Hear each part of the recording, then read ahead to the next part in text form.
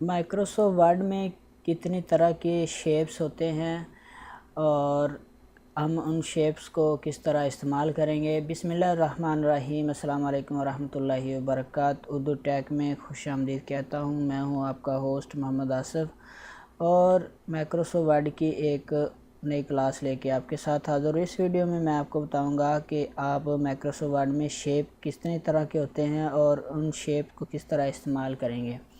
तो आप अपने माइक्रोसॉफ्ट वर्ड को ओपन कर लें और होम के बाद अगला ऑप्शन है इंसर्ट का। इंसर्ट में जाएंगे, इलस्ट्रेशन में शेप्स है। जब आप शेप इस पर क्लिक करें तो आप इस तरह से एक शेप इस तरह से शो हो जाएंगे। इसमें बहुत सारी किस्में हैं। मिसाल के तौर पे ये रिसेंटली यूज्ड शेप है। आप यहाँ पे अपनी मर्ज़ी के साथ जो भी डॉक्यूमेंट्स बना रहे हैं वो उस हिसाब के साथ आप यहाँ पे शेप इस्तेमाल कर सकते हैं। दूसरे नंबर पे लाइंस है। लाइंस में आपको कौन सा शेप चाहिए, कि लाइन चाहिए या एक साइड पे एरो बना हो, दो साइड पे एरो बना हो, ये देखिए इस तरह से।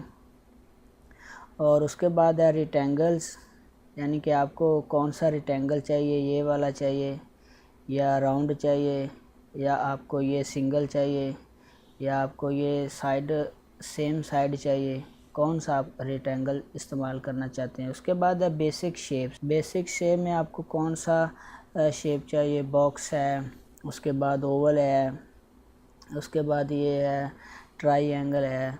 ये बहुत सारे शेप्स आपके पास आपको मिल सकते हैं। मिसाल के तौर पे जब भी कोई आप शेप इंसर्ट करना चाहेंगे तो इस तरह आपका जो कर्सर है वो प्लस यानी जमा का साइन बन जाएगा। आपने उस शेप को इस्तेमाल करने के लिए आपने जो अपना है राइट क्लिक करना है और राइट क्लिक को थोड़ा सा इस तरह मूव करें और छोड़ दें। जब आप इसको छोड़ देंगे तो आपके सामने ये ड्राइंग टूल ओपन हो जाएगा। व्यू के बाद फॉर्मेटिंग का आप इसको अपनी मर्ज़ी के साथ चेंज कर सकते हैं, इसको एडिट कर सकते हैं, इसके पॉइंट्स को एडिट कर सकते हैं और इस तरह जो इसके शेप को स्टाइल दे सकते हैं। इस तरह ये ड्रॉप डाउन बटन पर क्लिक करें और बहुत सारे शेप यहाँ पे आपको मिलेंगे। आप अपनी मर्ज़ी के साथ चेंज कर सकते हैं। उसके बाद ये शेप लाइन है, शेप आउटलाइन है और उसके बाद इफ़ेक्ट है। यहाँ पे आप क्लिक करने से आप इसकी जो शेप है वो फिल हो जाएगा।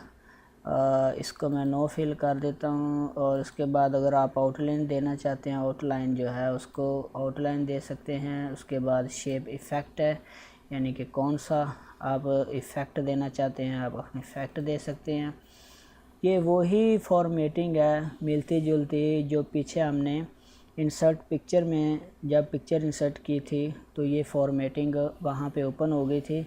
अब उस सारी सेम है, बस इसमें ये फ़र्क है कि ये यहाँ पे शेप्स ज़्यादा हो जाएंगे। तो ज़ाहिर हम शेप वाला ऑप्शन जो है वो पढ़ रहे हैं तो वो इस तरह शेप का एक एक ऐड होता जाएगा, बाकी सब सेम है। उसके बाद वर्ड आर्ट है, स्टाइल दे सकते हैं और उसके बाद ये अलाइन कंट्रोल कर सकते हैं, ये सारी चीज़ें। बाकी है ब्लैक एरोज़, यानी कि जो ब्लॉक एरोज़ यहाँ पे आप अपनी मर्ज़ी के साथ कोई भी एरो दे सकते हैं। ये एरो मैं दूंगा, ये देखिए ऐसे, ठीक हो गया। अब इसको भी आप फॉर्मेट कर सकते हैं। उसके बाद मैं दोबारा शेप्स में जाऊंगा। नीचे ये इक्वेशन शेप्स है, उसके बाद फ्लो चार्ट के शेप हैं, उसके बाद है स्टार्स एंड बैनर्स के शेप हैं, उसके बाद कॉल आउट्स हैं।